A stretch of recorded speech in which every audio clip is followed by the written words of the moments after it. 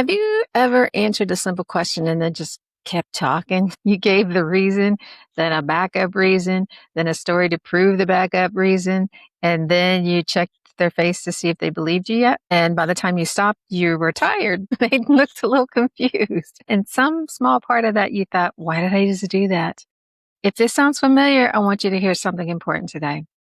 You're not too much. You're not annoying. Your brain learned to do this to keep you safe.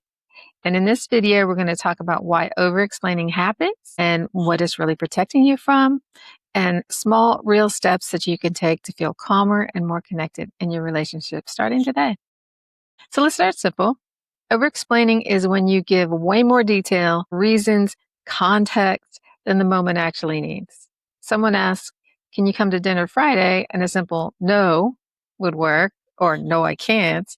But instead you say, I have work stuff and I have my sister might visit and I've been so tired lately and I really want to, but I don't think I can. Is that okay? Are you mad? That's not just talking. That's your body trying to manage someone else's reaction before it even happens.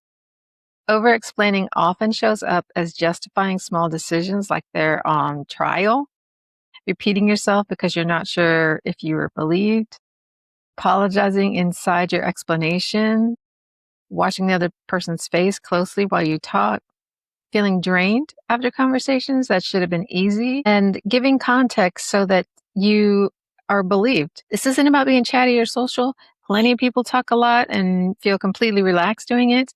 Over-explaining feels different. It feels like effort, like defense, like you're building a case. Here's the compassionate truth. Over-explaining is usually learned, not chosen. It often comes from growing up in a home or being in a relationship where your reasons weren't automatically trusted. Maybe a simple answer wasn't enough. Maybe you got questioned, punished, mocked, or shut down when you gave a short response. Maybe love or safety felt conditioned or on proving that you were good, right, or innocent. Or maybe you were just criticized all the time and you're coping ahead to give every defense for what you're saying so that you won't be criticized. So your brain, which is smart and was trying to protect you, learned a rule. If I explain enough, maybe I won't get in trouble. Maybe they'll understand. Maybe they won't leave or yell or go quiet in that scary way. This is sometimes called the fawn response.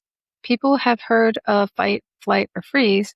Fawning is a fourth response. So instead of running or fighting back, you appease, you explain, you smooth things over before conflict even starts. It makes complete sense as a childhood survival skill. Kid can't leave the house. Kids can't argue. So talking, explaining, and managing the other person's mood was often the only tool available. The problem is that tool doesn't just get put away because you grow up. Your nervous system keeps using it, even now, even with people who are safe, even with people who already believe you the first time. Underneath over-explaining, there's usually a quiet fear, not I love talking. It's more like if I don't explain, they'll think I'm lying. If I stop talking, they'll get angry. If I'm too simple, they'll leave. If I don't justify myself, I'm being selfish, or they're going to find my flaws and errors. None of these fears are silly. They once made sense. They were often based on real experiences with real people who reacted badly to short, honest answers. So over-explaining isn't a character flaw. It's a very old form of protection. Your body is trying to prevent a threat that at some point was real. The kind thing to do here isn't to judge yourself for doing it. It's to notice it and gently ask, is this old danger still here now? Or am I safe in this moment with this person? Now, here's a part that's harder to hear, but important. So I'm going to say it.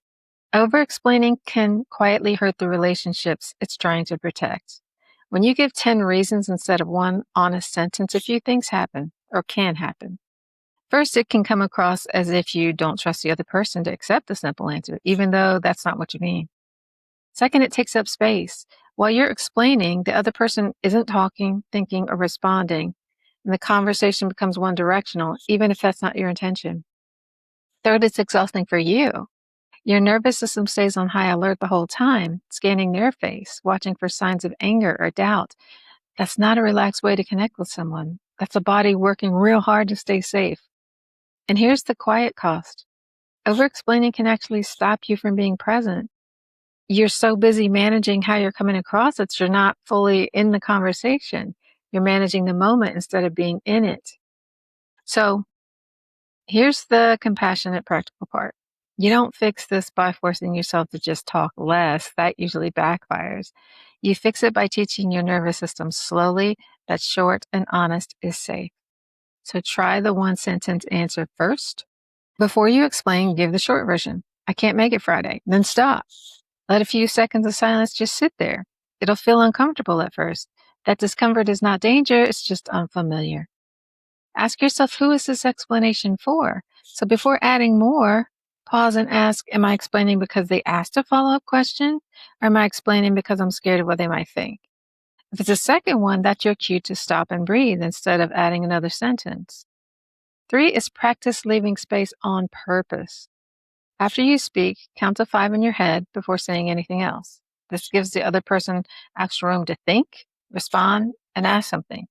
Real conversation goes both ways. Space isn't rejection, space is respect. Next, notice your body, not just your words. Overexplaining often comes with physical signs like a tight chest, fast talking, checking their face over and over. When you notice this happening, try taking one slow breath before your next sentence. This brings you back into the present moment instead of the old learned fear. Next, remind yourself a short answer is not a lie. This is a big one. Many overexplainers believe that if they don't add every detail, they're being dishonest, and that's not true. A calm, short answer can be completely honest. You don't owe everyone a full case file for every choice you make. And let people react without fixing it immediately. If someone looks confused or disappointed after your short answer, you don't have to jump in and rescue the moment. Let them have their own reaction.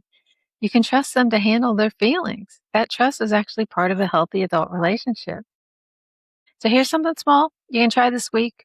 In your next conversation, when you feel the urge to add a third or fourth reason, pause, take a breath, ask yourself, do they actually need all that? Or am I scared?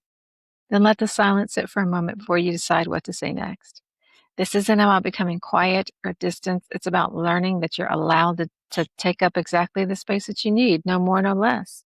Real connection doesn't come from proving yourself. It comes from being present enough to listen and safe enough to speak simply. You learn to overexplain, to survive something.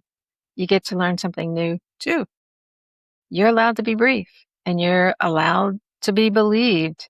You can be simple and still be loved.